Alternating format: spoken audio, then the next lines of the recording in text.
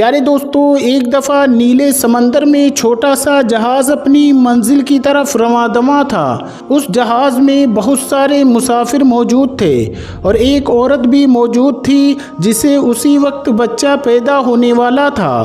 دیکھتے ہی دیکھتے سمندر میں ہوائیں تیز ہونے لگی اور طوفان آ گیا۔ سب مسافر پریشان ہو گئے اور اب سوچنے لگے کہ اب کروں تو کیا کروں۔ طوفان بڑھتا ہی جا رہا تھا اور سب مسافر اپنی زندگی کی دعائیں مانگنے لگے، لیکن اللہ تبارک و تعالیٰ کو کچھ اور ہی منظور تھا۔ طوفان تیز ہوا اور جہاز دو ٹکڑوں میں تقسیم ہو گیا، یعنی کہ جہاز کے دو ٹکڑے ہو گئے۔ جو لوگ تیرنا جانتے تھے وہ تیر کر کنارے پر جانے کی کوشش کرنے لگے، اور جس عورت کا بچہ پیدا ہونے والا تھا وہ خوف کے مارے بے ہوش ہو گئی اور جہاز کے ٹوٹے ہوئے تختے پر پڑی تھی، اور یہ تختہ لہروں کے سہارے بہتا ہی جا رہا تھا، اور اسی حالت میں عورت کے یہاں بچہ پیدا ہوا۔ اللہ تبارک و تعالیٰ کی طرف سے ملک الموت کو حکم ہوا کہ اسی حالت میں اس عورت کی جان نکال لی جائے، یعنی کہ اس عورت کی روح قبض کر لی جائے۔ چنانچہ اس عورت کی جان نکال لی گئی اور وہ عورت بے سر و سامانی کی حالت میں تختے پر پڑی رہی۔ تختہ تیرتا تیرتا ایک کنارے سے جانے لگا، پر جب ایک آدمی نے دیکھا تو اس نے بچے کو اٹھا لیا اور اس کی ماں کو مٹی کھود کر دفن کر دیا اور بچے کو اپنے ساتھ لے گیا۔ اس آدمی کی بیوی بچے کو دیکھ کر بہت ہی زیادہ خوش ہوئی، کیونکہ ان کی کوئی اولاد نہ تھی۔ انہوں نے بچے کا نام شداد رکھا اور بہت پیار اور محبت سے بچے کو پالنا شروع کر دیا۔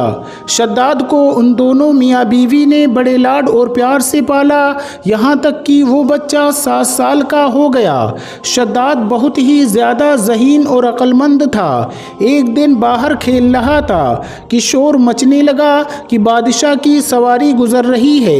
یہ سن کر سب بچے بھاگ گئے، لیکن شداد وہیں پر چھپ کر منظر دیکھنے لگا۔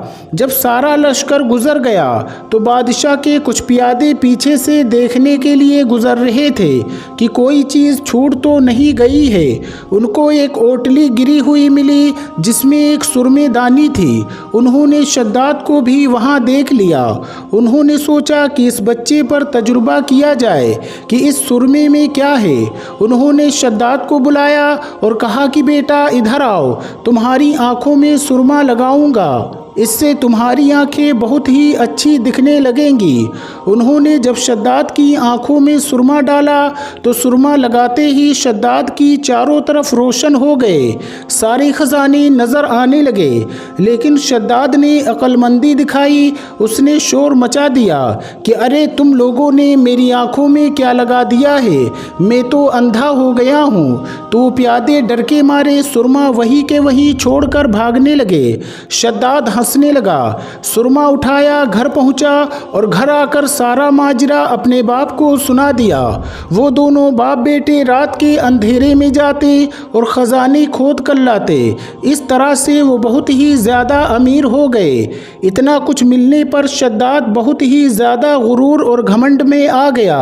اس نے وہاں کے حکمران کو بھی قتل کر کے خود حکمران بن گیا۔ اپنے غرور میں خدائی کا دعویٰ کر دیا۔ اس نے کہا کہ اللہ کی جنت اور دوزخ کیا چیز ہے، میں خود جنت بناؤں گا۔ اس نے اپنی جنت بنانا شروع کر دی اور اسے بنانے میں 12 سال لگ گئے۔ اس جنت میں اس نے دودھ اور شراب کی نہریں چلائیں، یاقوت اور جواہرات، خوبصورت پرندے چاندی کی اینٹوں پر بنوائے گئے اور ہر کام پر پہرے مقرر کیے گئے۔ جب شداد نے جنت تیار کروا لی تو اسے دیکھنے کے لیے انتہائی غرور کے ساتھ روانہ ہوا، اور وہاں پہنچا تو شہر کے دروازے پر ایک اجنبی آدمی کو دیکھا تو پوچھا کہ تم کون ہو اور یہاں کیا کر رہے ہو؟ اس نے جواب دیا کہ میں عزرائیل ہوں اور تمہاری روح قبض کرنے آیا ہوں، یعنی تمہاری جان ختم کرنے کے لیے آیا ہوں۔ تو شداد نے کہا کہ مجھے ایک نظر اپنی جنت کو دیکھ لینے دو، بس اتنی سی مہلت مجھے دے دو کہ میں اس شہر کا نظارہ کر سکوں۔ شداد مقداد نے جیسے ہی پاؤں سواری سے نیچے رکھا تو اس کی روح قبض کر لی گئی اور اس شہر کا نام و نشان مٹا دیا گیا۔ یہ دنیا والوں کے لیے عبرت کا نشان بن گیا۔ تو دوستو، ہمیں اللہ رب العزت کی بارگاہ میں ہمیشہ توبہ و استغفار کرتے رہنا چاہیے، اور جو بھی انسان اپنی دولت اور شہرت میں تکبر کرتا ہے، اللہ تبارک و تعالیٰ اس کا انجام بہت برا کرتا ہے۔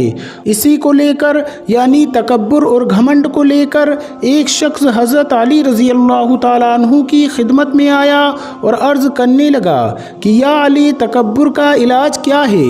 بس یہ کہنا تھا تو امام علی رضی اللہ تعالیٰ عنہ نے فرمایا کہ اے شخص، یاد رکھنا، اگر کوئی انسان یہ چاہتا ہے کہ اس کے وجود سے تکبر ختم ہو جائے تو وہ ایک عادت پیدا کرے۔ تو وہ کہنے لگا کہ یا علی، وہ کون سی عادت ہے؟ تو حضرت علی رضی اللہ تعالیٰ عنہ نے فرمایا، جو سلام کرنے میں پہل کرے۔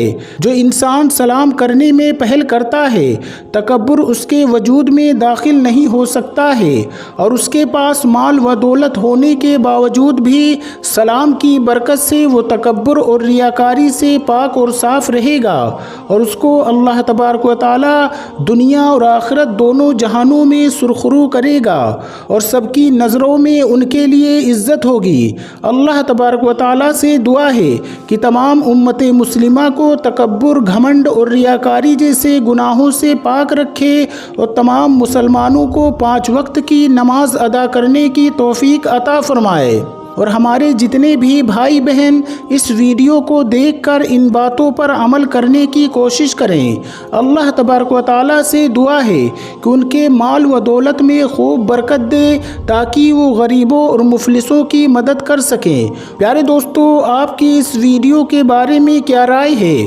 اپنی رائے کا اظہار کمنٹ باکس میں ضرور کیجیے گا، اور اس ویڈیو کو لائک کر کے اپنے دوستوں میں بھی ضرور شیئر کر دیجیے گا۔